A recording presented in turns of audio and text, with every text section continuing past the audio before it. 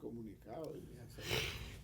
Okay. Y tener en el estudio al canciller del país, el compañero Denis Moncada Colindres. Es un placer recibirlo, compañero ministro de Relaciones Exteriores. Y queríamos conversar con usted en este mes de enero, ¿verdad?, sobre algunos aspectos que tienen que ver con la política exterior de Nicaragua y la posición que ha tenido nuestro país, ¿verdad?, siempre de dignidad y de respeto ante las relaciones internacionales. Recientemente ustedes sostuvieron un encuentro con el cuerpo diplomático acreditado en el país, donde fueron presentados los ejes y prioridades estratégicas de la política exterior del país. En ese sentido, canciller, nos gustaría que nos hablara un poco de cuáles son estos ejes y las prioridades del Ministerio de Relaciones Exteriores, que constituye pues la posición de Nicaragua frente al mundo, ¿no? ¿Cómo se relaciona nuestro país? Buenos días, Alberto, Buenos días. y muchas gracias por la invitación. Y como es la primera vez que estoy este año en tu programa, enviar un saludo a vos, a tu personal y a los televidentes, digamos, diciéndole lo mejor este año 2020 y que todas nuestras actividades estén dirigidas a lo que nos interesa a todos: la patria, el progreso, el porvenir, la paz. Y bien, nosotros tuvimos precisamente el lunes de esta semana, Sí. El tiempo transcurre bien rápidamente, una reunión con el cuerpo diplomático para exponerles, informarles sobre las prioridades y ejes de la política exterior de Nicaragua. En esa actividad también invitamos al secretario general del Sistema de la Integración Centroamericana, el expresidente de Guatemala, Vinicio Cerezo, para que también expusiera dentro de ese ámbito el trabajo de la Secretaría General del SICA y las proyecciones, digamos, ¿no?, para el 2020 y más allá. Obviamente, ese tipo de trabajo es muy importante, la reunión, con la participación de los embajadores, de los representantes de los organismos internacionales y de cooperación. Se realizó la reunión muy positiva, muy constructiva y sobre todo informativa, para nosotros exponerle al cuerpo diplomático cómo Nicaragua está diseñando su política exterior para este año. Que, como vos sabés, nosotros tenemos principios generales dentro de la política exterior que inclusive están establecidos en la Constitución, que son la paz, la integración, la solución pacífica de controversias, la no injerencia, los principios que sustentan la dignidad del pueblo nicaragüense y que tienen que ver precisamente con esos principios. No permitir la injerencia del exterior, de países o de potencias en los asuntos internos de Nicaragua. Tener la solución pacífica, la negociación, la conversación, el diálogo político y diplomático como vía para resolver los conflictos internacionales. Y, por supuesto, también fortalecer la relación de amistad, de cooperación, de intercambio comercial, de inversión entre Nicaragua y los países del mundo, teniendo en cuenta que la relación debe estar sustentada también en el principio de igualdad soberana entre los estados. Eso es un elemento importante, sustancial, precisamente para establecer la relación interpares entre estados, gobiernos y pueblos que conforman este universo y esta aldea global. Ahora, hablando en ese sentido, canciller, Nicaragua ha ratificado, ¿no?, su posición del no injerencismo y el derecho que tiene el país, ¿verdad?, a sostener relaciones con todos los países del mundo. En ese sentido lo hemos visto usted visitando una serie de naciones, ¿verdad?, para el fortalecimiento de las relaciones bilaterales, y Nicaragua siempre reclama ese derecho, ¿no?, que constituye un valor fundamental en las relaciones internacionales del derecho de los pueblos a relacionarse con todos los países del mundo, ¿no? Así es, y de hecho, pues, comenzar el año, la semana, con la reunión con los representantes de los estados que están acreditados en nuestro país, es una de las primeras maneras de expresar precisamente en términos prácticos esa voluntad del gobierno del presidente Ortega de fortalecer y ampliar las relaciones y consolidar las relaciones que sostenemos. Digamos, Nicaragua ha realmente hecho un trabajo intenso, sobre todo en el marco de las Naciones Unidas, precisamente para ampliar y retomar en los casos que tenemos relaciones y abrir, digamos, ¿no?, y suscribir, digamos, acuerdos, digamos, y establecer relaciones con otros países. Realmente tenemos ahorita un número de países muy significativos a nivel de todo el mundo, en donde ya nosotros tenemos relaciones diplomáticas, políticas y buscando el fortalecimiento de las relaciones de intercambio comercial, de inversión, en fin, de la parte también económica que es importante para el Estado, que forma parte determinante para ir sobre la ruta de consolidar la paz y de la política interna, sin la cual es difícil tener una política externa. En el caso nuestro, la política interna es muy importante y principal porque ya conocemos cómo el gobierno, nuestro gobierno de Reconciliación y Unidad Nacional dice claramente, tenemos una vocación preferencial por los pobres. Estamos buscando el bien común. Somos un gobierno con un sentido y un espíritu de inclusión, que es lo que precisamente nos va dando el marco general de nuestras políticas y del comportamiento y el diseño de nuestras políticas y la práctica de esas políticas internas en el país. Eso se complementa con la política exterior, o más bien al revés, la política exterior es complementaria de la política interior, ¿verdad? Una política interior positiva, buena, de buen gobierno, y una política exterior también de amistad, de hermandad, de fraternidad, de respeto del derecho internacional, de respeto de la Carta de las Naciones Unidas, de actuar en correspondencia con lo que la comunidad internacional, los pueblos del mundo aspiran, a vivir en paz, a trabajar, a progresar, a desarrollarse, y es el derecho y el anhelo que los seres humanos de todas las latitudes tenemos en este universo. Nicaragua continúa rechazando el injerencismo que pueden poner en práctica algunas naciones todavía, ¿no?, en el mundo. Y así lo vemos en las notas de prensa, pues. Es que así es, por eso te decía que nuestra Constitución establece esos principios y nuestra práctica, la política exterior del gobierno del presidente Ortega es consistente con esos principios y ha sido esa práctica, ¿no? Las relaciones deben ser fraternas, ese principio de la igualdad soberana de los estados es precisamente muy importante y determinante. Ningún estado puede estar por encima de otro. Ningún estado puede estar dictando sus políticas internas a otro estado o diciéndole qué es lo que tiene que hacer en su gobierno y en su desarrollo económico, social y político de país.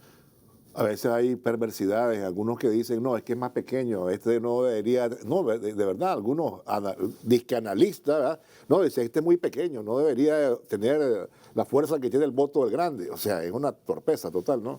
Claro, es que son interpretaciones equivocadas y erradas, porque precisamente cada estado tiene su personalidad jurídica y en el ámbito del derecho internacional precisamente es un voto, por eso dice que cada estado es un voto.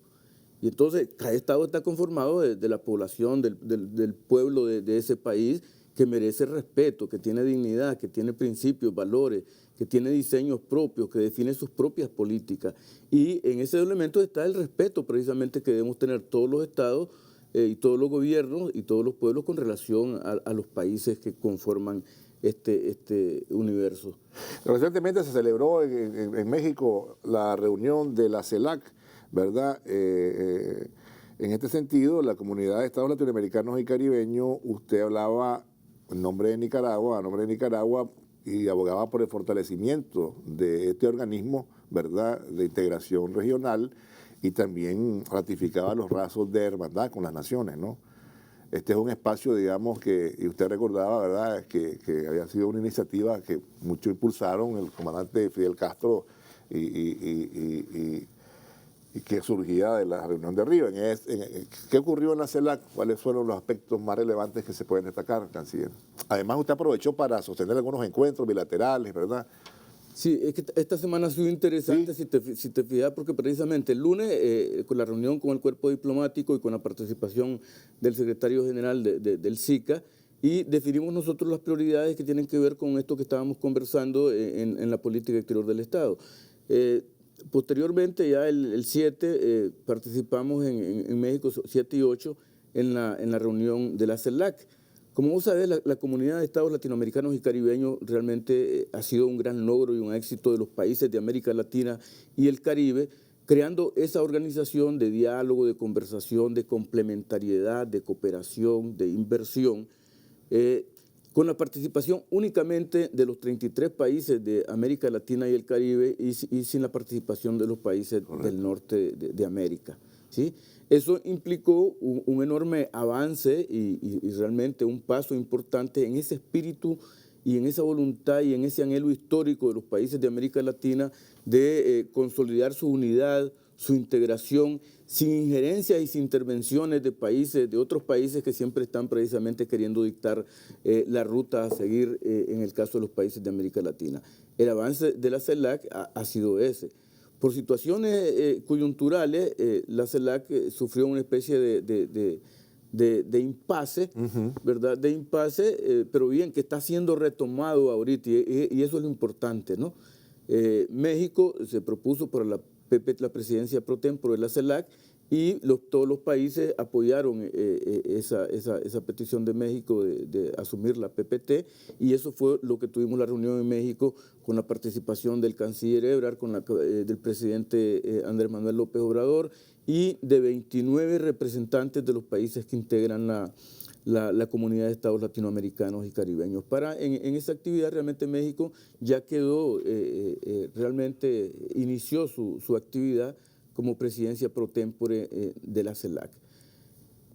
Importante la reunión porque también de alguna manera con todo lo que ocurre en América y en el mundo, los países van siendo también más razonables, más prudentes, más ecuánimes. Se procura no convertir esos foros en debates y discusiones interminables, sino más bien en buscar los elementos que unen y que hacen posible continuar hacia adelante con la comunidad de estados latinoamericanos y caribeños.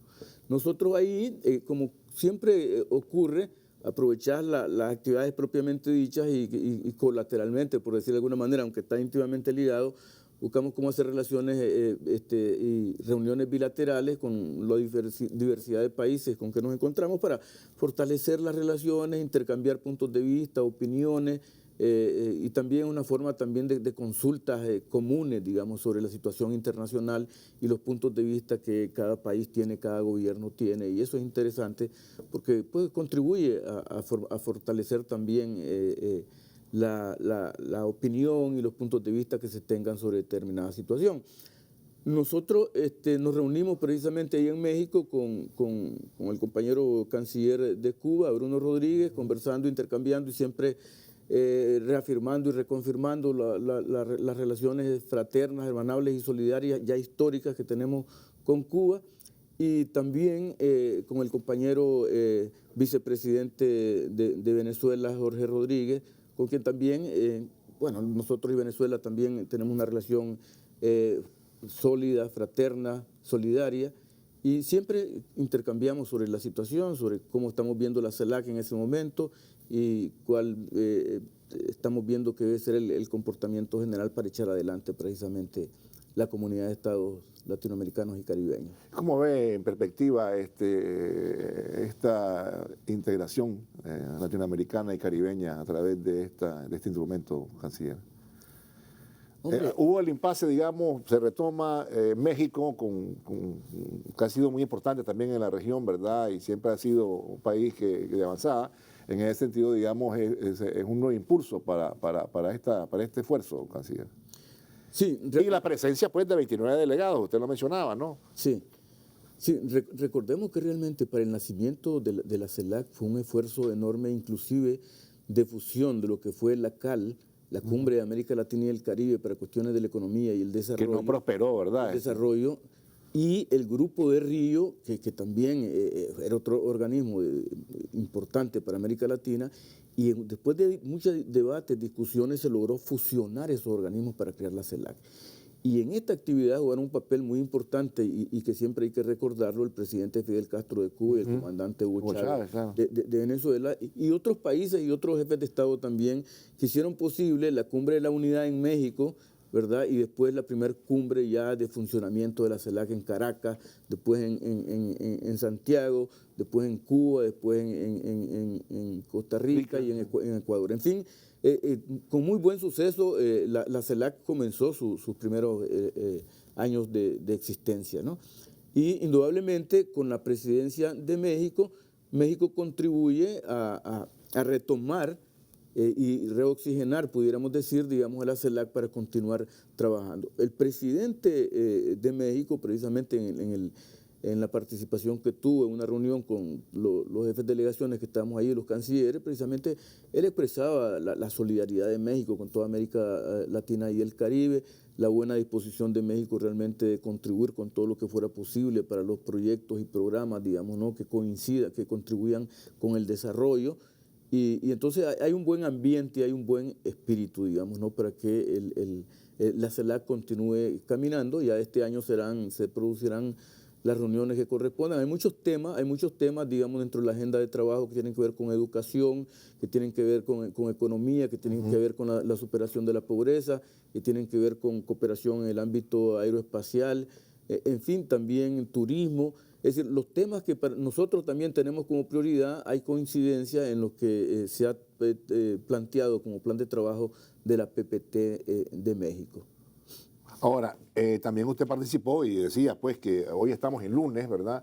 Usted se refería a la semana anterior que ha sido bastante de una agenda muy cargada. También sostuvo usted, participó en la reunión de las Naciones Unidas para discutirlo, el Consejo de Seguridad y la defensa de la Carta de las Naciones Unidas para la preservación de la paz. En ese sentido también ahí lo vimos reunido con una gran cantidad, digo gran cantidad porque ahí tuvo una agenda más intensa, ¿no?, con algunos otros compañeros que se reunió de forma bilateral. Pero hablando un poco de la reunión en sí de las Naciones Unidas, ¿qué nos puede decir, canciller? Claro, si te fijas, es interesante. Por eso te decía que esta semana ha sido muy interesante y también expresa y demuestra cómo hay coherencia y congruencia entre lo que nuestro gobierno define, diseña y se va implementando. Comenzamos con la reunión con el cuerpo diplomático, continuamos con la reunión en México para implementar la CELAC y de ahí precisamente fuimos a Nueva York para la reunión del Consejo de Seguridad de las Naciones Unidas. Vietnam, la República Socialista de Vietnam está presidiendo el Consejo de Seguridad de las Naciones Unidas en este mes de enero.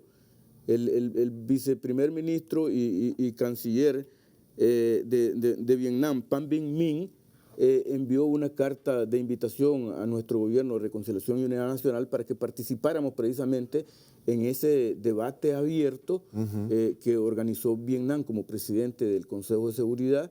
Y nos invitó y por supuesto el presidente Ortega me designó y me envió para participar en ese foro.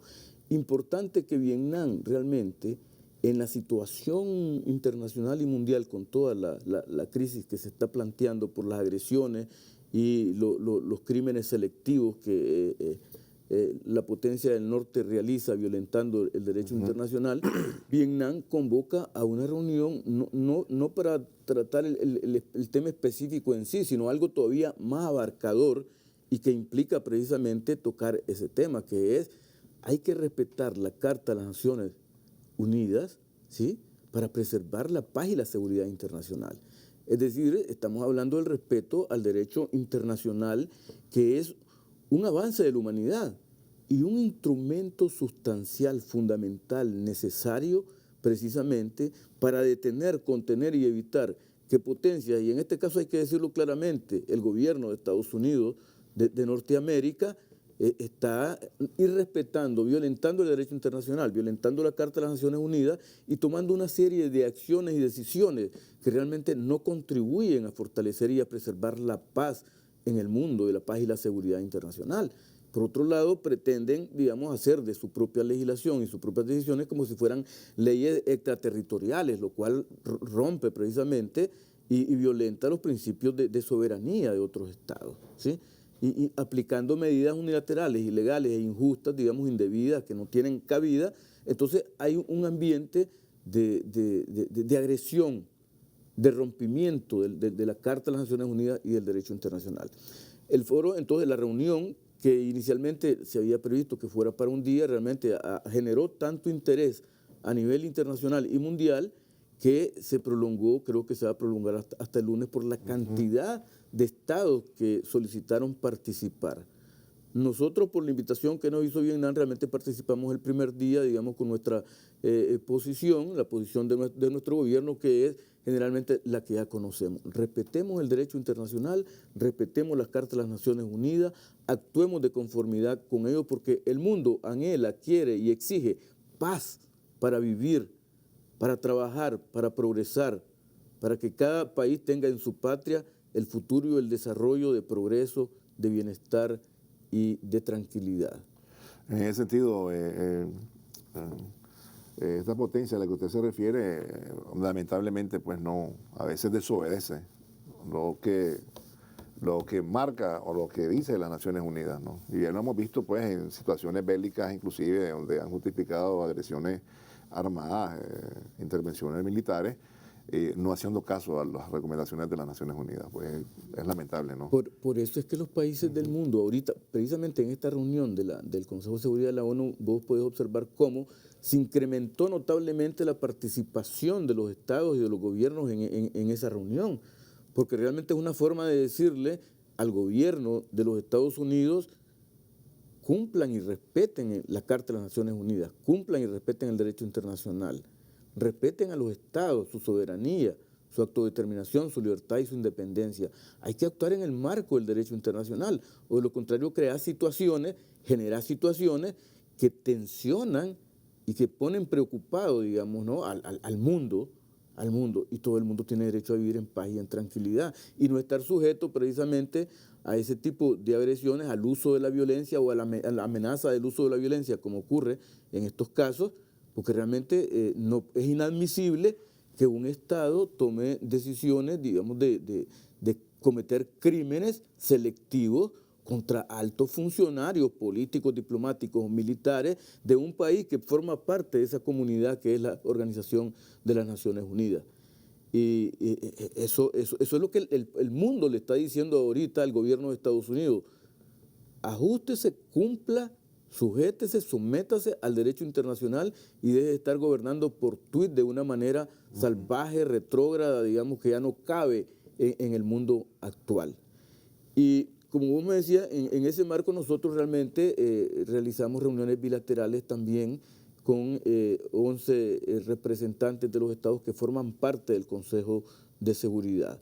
Tuvimos conversación bilateral, amistosa, fraterna, de información, también intercambio de información, de apreciación cómo ven ellos la situación internacional, la crisis que está generando precisamente la agresión, la actitud agresiva hacia Irán en este caso, y bueno, y el irrespeto del derecho internacional.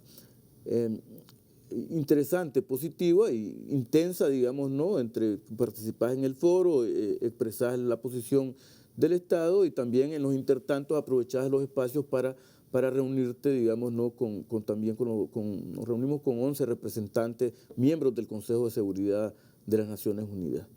Siempre la gente del mundo se pregunta, como usted dice, si no los detiene las Naciones Unidas a esta gente, ¿quién las detiene? Es decir, es un desafío a esa concertación de las naciones, porque pues surgió para eso, para preservar la paz. Justo surge después de la Segunda Guerra Mundial, y estos vienen y que no detienen las Naciones Unidas. Es que menos mal que también existe ese órgano que bien, con muchas críticas y a veces falta democracia en su funcionamiento y todo eso, pero bueno, pero tenés ese órgano que es un instrumento importante donde los estados confluyen y convergen para decir precisamente en términos dialogantes, en términos pacíficos, en términos realmente de razonamientos, decir: alto, esa forma de comportamiento no tiene sentido.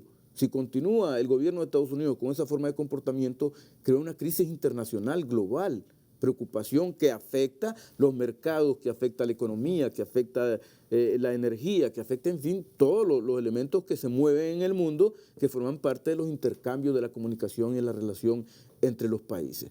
El mundo lo que le dice en esta reunión del Consejo de Seguridad al gobierno de Estados Unidos es: deténgase, queremos la paz, gobierne con sentido de paz y no con sentido de imperio. Tenemos un marco de referencia para convivir en este mundo, y esos marcos de referencia que además forman parte de las obligaciones que todos los estados tenemos, porque somos suscriptores de la Carta de las Naciones Unidas y de muchos tratados y convenios internacionales que conforman el derecho internacional también.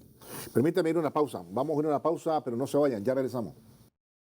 Y continuamos, amigos televidentes, con el canciller de la República, el compañero Denis Moncada Colindres. Canciller, hablando un poco sobre, y usted lo ha dejado claro, ¿no?, pero quería yo enfatizar un poco en esto, Nicaragua es un país soberano, independiente y aboga por el respeto entre las naciones y las relaciones, ¿verdad?, fraternales y sin condiciones, ¿verdad? Nicaragua tiene convenios de cooperación sin condiciones, ¿verdad? Y eso lo hemos visto que es un principio de la política exterior nicaragüense. Pues no así, lamentablemente, algunas naciones que todavía en la América, en nuestra América, continúan obedeciendo o su política exterior se la dictan los países poderosos. Pues ya sabemos en el caso de la América, ya sabemos de quiénes, pues Estados Unidos, algunas veces los europeos. Pero Nicaragua en ese sentido reclama siempre una cooperación sin condiciones y sobre todo que aquí nadie nos dice cómo tenemos que llevar nuestras relaciones con el mundo, ¿no? Sí, sí. Y lo digo esto porque aparece anacrónico, canciller, pero todavía hay naciones que lamentablemente el canciller está en la Casa Blanca, pues, o sea, pues pareciera, ¿no? Sí, O sea, sí. Alberto, tiene que ver eso con la identidad, la dignidad y la soberanía de un pueblo. Nicaragua realmente por su historia hemos llegado donde estamos después de mucha lucha. Lucha contra la invasión, lucha contra el injerencismo político, económico, diplomático, comercial, ¿sí? Lucha de liberación, conquista de un gobierno un triunfo revolucionario, etapas, procesos de caminar sobre la oposición, retomar el gobierno por vía electoral, pero en todo eso el pueblo nicaragüense, y te voy a decir que uno siente de pronto el pueblo sandinista, pero no es exclusivamente el pueblo sandinista, y en eso debemos ser justos, también el pueblo nicaragüense en general, exceptuando algunos factores que precisamente están marcados genéticamente, pareciera, por ese sentido de subordinación, digamos, ¿no? Ese sentido de pleitesía hacia las potencias extranjeras, con una mínima expresión de eso, los nicaragüenses, la gran mayoría de nuestro pueblo, y puede ser sandinista o puede estar actuando en otros organismos políticos también, ¿no? Pues tiene sentido de dignidad, tiene sentido de respeto mutuo, tiene una idiosincrasia particular, digamos, ¿no? Particular. Entonces, y nosotros hemos hecho grandes conquistas y precisamente tienen que ver con los principios de la Constitución a partir del triunfo del 79, que nos dice dignidad, identidad nacional, relación soberana de igualdad entre los estados y el gobierno. Esos principios nosotros los tenemos muy inherentes, de forma tal que forman parte de nuestra existencia, de nuestra vida, y tienen una obligación y también tienen un derecho de defender esos principios y esos valores con mucho respeto. Y los otros estados y los otros gobiernos deben entendernos que el pueblo nicaragüense tiene ese espíritu y ese sentido de patriotismo muy fuerte, muy sólido, pero además legal. No, es un patriotismo de fortalecer nuestro espíritu del pueblo nicaragüense y también de respetar a los demás. Y nosotros en eso pedimos, digamos, reciprocidad. Respetamos a los demás, respetamos su independencia, su soberanía, no nos metemos en sus asuntos internos. Pedimos reciprocidad para Nicaragua, para el gobierno del presidente Daniel Ortega, para nuestro gobierno legítimo, democráticamente electo, constitucional. Y eso tiene que ver también, precisamente, vos me decís si me estoy extendiendo un poco. No, está bien. En el sentido de que el marco de referencia de nuestra lucha política al interior del país debe estar precisamente relacionada con la legalidad, necesariamente. Después de todo lo que nosotros hemos vivido, digamos, ¿no? Nosotros estamos obligados a respetar la Constitución, a respetar las leyes. ¿Querés cambio de gobierno? Está bien. Aquí nuestro gobierno no dice, no aspires a ser gobierno, Claro. aspirás a ser gobierno, pero hacerlo en el marco de la Constitución y de la ley, ¿verdad? De la paz, de la tranquilidad y de la estabilidad precisamente del país, del pueblo nicaragüense, de todos. Porque así como tenemos paz, tranquilidad, estabilidad y progreso en Nicaragua, eso precisamente se proyecta y se irradia en todos los países del mundo para formar la paz internacional, la seguridad, la estabilidad, el progreso y la bienandanza y el bien común del mundo, ¿no? Entonces nosotros continuamos manteniendo precisamente ese espíritu lógico, comprensible, razonable, constitucional, legal, inclusive forma parte precisamente de la Carta de las Naciones Unidas y el derecho internacional que manda a respetar la soberanía, la independencia, la autodeterminación de los países, de los pueblos, de los gobiernos, digamos, ¿no? Y establecer relaciones y negociación para resolver los conflictos, digamos, ¿no? internacionales y no utilizando la violencia ni la agresión. Sí, y Nicaragua es consecuente con esa política porque lo vemos en los diferentes foros votando en contra cuando se quiere un organismo inmiscuir en los asuntos internos de una nación, ¿no? Sí, por eso es que vos ves cómo está íntimamente ligado, digamos, ¿no? nuestra política interna y nuestra política exterior que la define, digamos, el presidente Ortega de acuerdo con la Constitución. Y en la Cancillería implementamos con nuestras embajadas, nuestras misiones en el ámbito internacional el trabajo exterior del país, que en nuestro caso está encaminado precisamente a fortalecer las relaciones, a continuar con ese espíritu y también a la búsqueda, digamos, de inversión, que es un elemento importante, digamos, los intercambios comerciales, la relación de inversión, de comunicación turística también, ¿no? que es un elemento importante. En fin, esos intercambios comerciales, industriales, de inversión económica directa se promueven y se continúan promoviendo como elemento importante del gobierno de Nicaragua para continuar con nuestra vida, que lamentablemente intentos golpistas afectaron la economía de forma muy sensible, pero vamos retomándola, vamos consolidando esa recuperación de la economía y ese fortalecimiento de la economía. Y nuestro pueblo tiene la capacidad realmente de superar momentos difíciles, ¿verdad? Retomar el auge, las políticas, la dinámica, y lo miramos en el cierre del año. Nuestro pueblo estuvo disfrutando, digamos, ¿no? de las playas, de los montes, de los ríos, de las ciudades, de las iglesias, cada quien en lo suyo, de las actividades culturales, ¿verdad?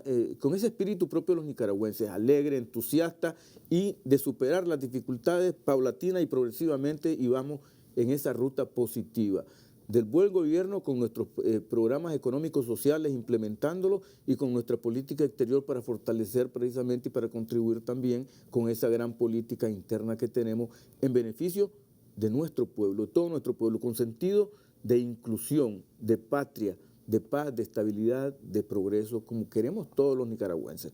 Por eso es que ya tenemos en el 21 las próximas elecciones. Nuestro pueblo también analiza, como siempre analiza, ¿qué gobierno le ha dado los beneficios al pueblo nicaragüense y qué gobierno se lo ha dado, Alberto? El Frente Sandinista de Liberación Nacional y el gobierno del presidente Daniel Ortega. Y eso no lo digo porque sea el canciller o un funcionario público, sino porque objetivamente es así. Y por eso las próximas elecciones, uno de los elementos de análisis y reflexión es que hemos logrado, que hemos conquistado, y hay que evitar que gobiernos que pretendan hacer lo que hicieron la vez pasada o en años anteriores, de privatizar todo y dejar a nuestra población sin medicina, sin hospitales, sin escuelas, con dificultades para mandar a sus hijos a la escuela, a la universidad. Entonces tenemos claro de que la conquista de los principales derechos e intereses, digamos, ¿no? de nuestra población, las hemos hecho a través del gobierno del Frente Sandinista de Liberación Nacional con el presidente Daniel Ortega y con la vicepresidenta Rosario Murillo. Ese es el elemento de reflexión para las próximas elecciones, que la responsabilidad nuestra, la responsabilidad de nuestro gobierno es asegurar que esas elecciones se den con tranquilidad, con paz, con la transparencia que siempre se ha hecho, ¿verdad? Y con la confianza que los partidos políticos deben tener en ese proceso, que es el proceso de todos los partidos políticos y no de algunos grupos que pretenden sustituir, ¿verdad?, los partidos políticos en la actividad política esencial del país, como es la electoral. Yo le agradezco, canciller, gracias por habernos acompañado esta mañana y le deseamos éxito en este año 2020, perdón. Sabemos que habló de las elecciones de 2020, sabemos que también ha tenido una agenda internacional completa el año pasado. Lo vimos por diferentes naciones y me imagino que continuará, ¿verdad?, fortaleciendo las relaciones unilaterales con visitas a estos pueblos. Muchas gracias, canciller, por haber estado con nosotros.